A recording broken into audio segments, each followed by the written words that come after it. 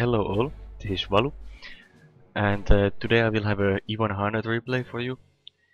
Uh, my clanmate asked me to do a commentary on this tank, so here it is.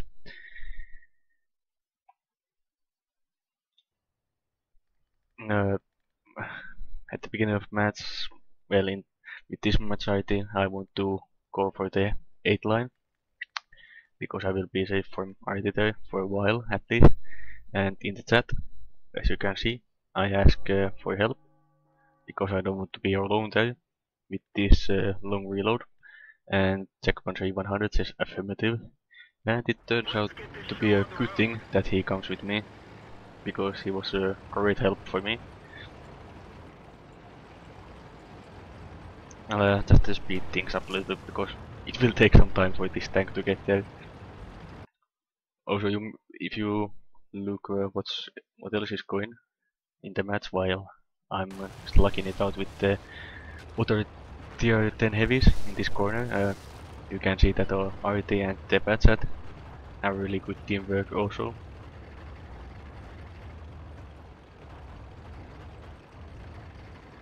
I advance along this line until I see trees falling, so I stop to aim.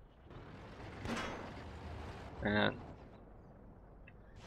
yeah, at this point, if you saw why I hit that object 268 with this gun, you shouldn't be aiming really at that spot.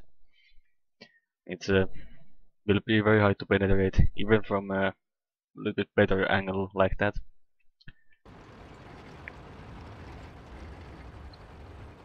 But to be honest, I haven't really faced that many object 268s with this tank. I tend to try to avoid them, to be honest. I'm just trying to see if here the Checkpuncher E100 has a good line of sight to shoot enemies. Also, I'm trying to put my tank a little bit in front of his, so the enemy will shoot me more likely than him. We have the same pool, but I can angle it, he can't. And actually I will show you that again, because I missed it. Keep an eye out for that T-54. He tries to surprise us. He doesn't know if we have some backup also.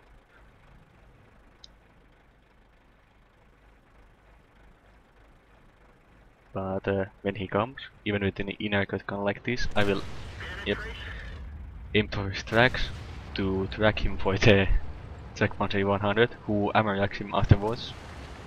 And here again I put my tank on the way of the Checkpuncher 100 for a minute, for a second, so he can pull back to safety.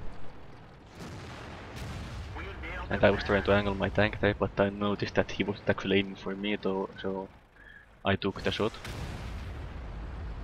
IN7 shoots the Checkpuncher 100, but he hits the superstructure, so he bounces.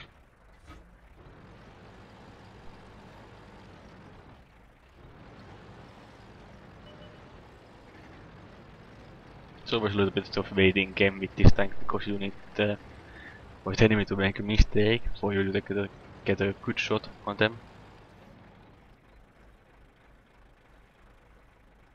Like the FV 1015B did. He shot his side way too much, so I had a good shot on him. And he will do that again later on. And the IS-7 was in a bad angle towards me, so I took a shot at his upper front plate, and from that angle it can easily penetrate. And take a look at this, also that's an tier 10 TD shooting at me, and I'm just angling myself towards him from this angle, and he can't really shoot my lower plate. Well, he can, but that's a really steep angle to shoot at. So he only has my turret and upper front plate to shoot at, and he shoots at the gun mantle of all things. I had no idea why he did that, but he would have bounced anyway. And then I go take a shoot at him, but I do a stupid thing again and aim at the same spot where I bounced earlier. It won't go through that one. I didn't understand it at the time. Yeah, I was looking at the A75 because I was a little bit worried that he might block the Jackpanzer 100. I actually push up a little bit so we can get a better spot. And I burned the tier 10 British tank, but he has a fire extinguisher, and now his engine is probably damaged, which is good for us. I take the shot for the from the IS-7 and he bounces, and here I finally try to aim at the weak spot and this time I penetrate. Again here, I'm not blocking the Jackpanzer 100, no, I give him enough room to aim his gun, but also I'm providing some cover for him. Half of his tank is not showing now, well, 1/3 of it, and they will have high time to shoot anything else than the superstructure of the E100, Jackpanzer E100 now.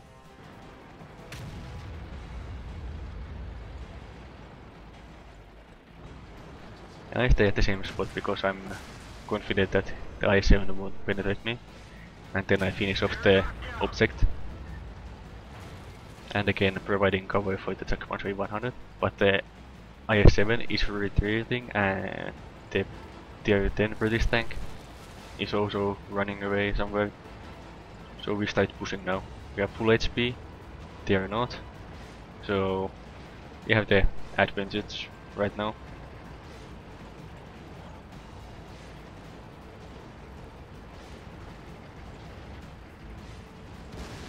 I try to go on the inside so I don't show my flank to the IS-7, but unfortunately I can't get through this small bump. So I decided not to try that again and go from the outside.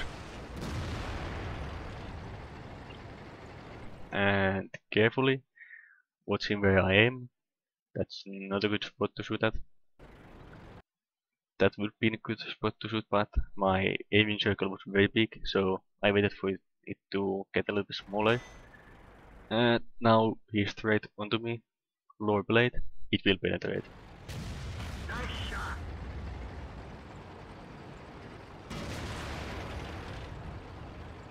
You really don't want to waste any shots with this tank. The damage is really good, penetration is not, and aiming time is really long, so pick your shots carefully and you will do fine. Enemy armor is destroyed.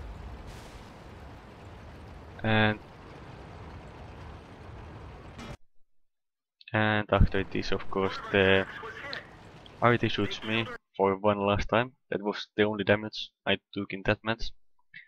And well, a couple of points you want to keep in mind about that match. Angling, just look at all these shots. Upper front blade, 2 bounces. Gun mantle, 3 shots.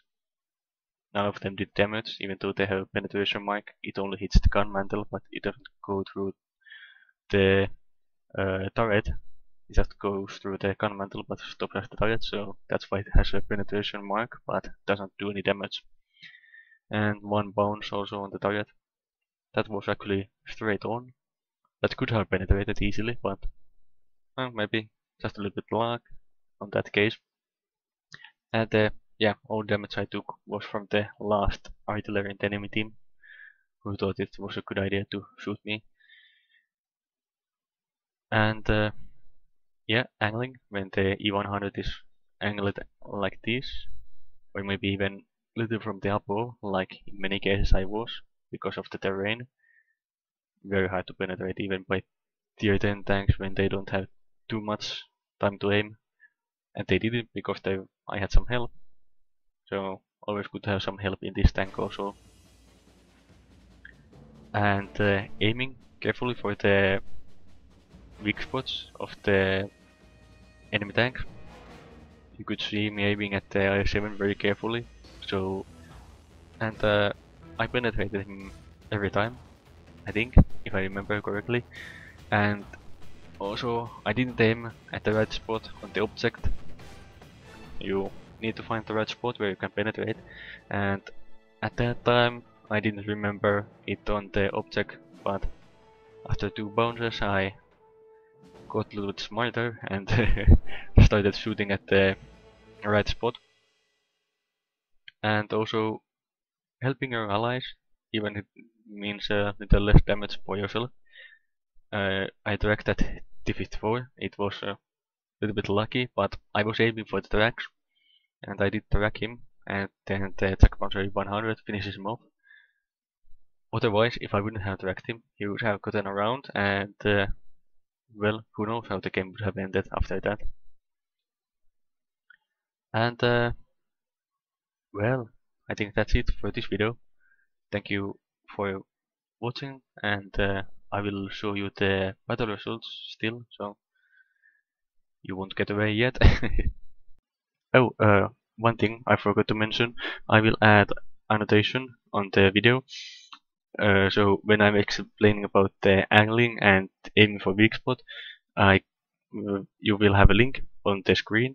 If you click it, it will take you to that part video of which I angle correctly or aim at weak spot or don't aim at weak spot.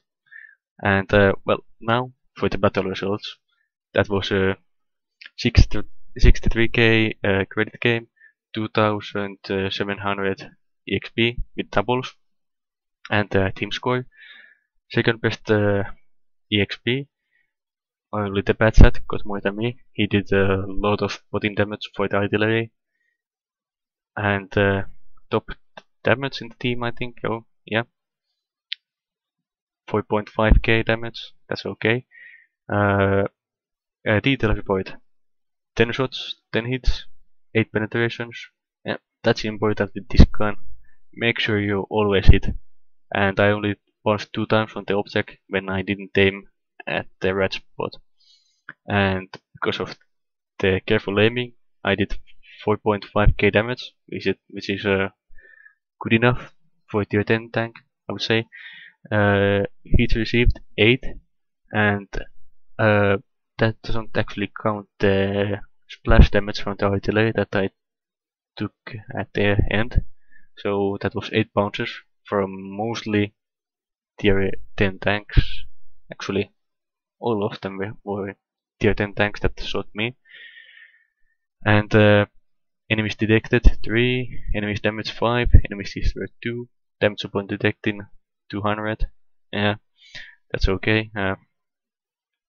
And look at the profit, 46k profit in a tier 10 tank, because of the damage and the damage that I didn't take. And well, guys, I hope you enjoyed this video of my only tier 10 tank, and I also hope that you like the addition of the annotations and explaining about what I did in the video. If you like it, please comment on it a little bit so I know to make them also more of that in the future. And I will see you guys in the next video.